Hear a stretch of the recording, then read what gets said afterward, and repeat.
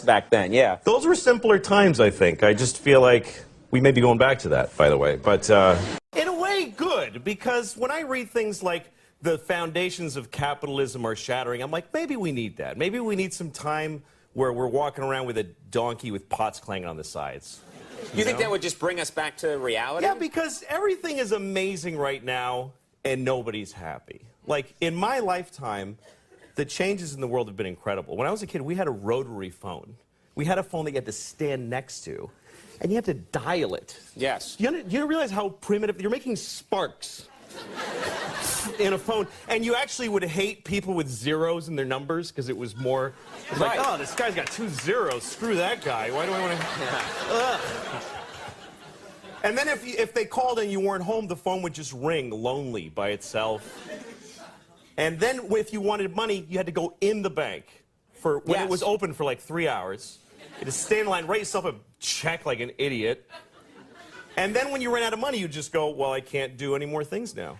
Right. I can't do any more things. That's it, yeah. That was it. And even if you had a credit card, the guy would go, ugh, and he'd bring out this whole shunk, and he'd write, he'd have to call the president to see if you had any money. And it's all true, kids. You had to call the president, yeah. It was ridiculous. Yes. Do you feel that we now, in the 21st century, we take technology for granted? Well, yeah, because now we live in an amazing, amazing world, and it's wasted on the crappiest generation of just spoiled idiots that don't care, because this is what people are like now. They got their phone, and they're like, it won't. Give it a second. It's going to space. Can you give it a second to get back from space? Is the speed of light too slow for you? Yeah. I was on an airplane, and there was internet, high-speed internet on the airplane. That's the newest thing that I know exists. And I'm sitting on the plane, and they go, open up your laptop, you can go on the internet. And it's fast, and I'm watching YouTube clips. I'm in an airplane. And then it breaks down, and they apologize, the internet's not working. The guy next to me goes, this is bullshit.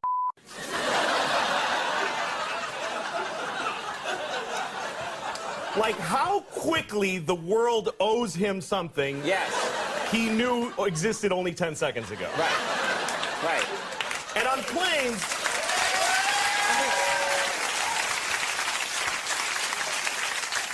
flying is the worst one, because people come back from flights and they tell you their story. And it's like a horror story. They act like their flight was like a cattle car in the 40s in Germany. That's how bad they make it sound. Right. They're like, it was the worst day of my life. First of all, we didn't board for 20 minutes. Right.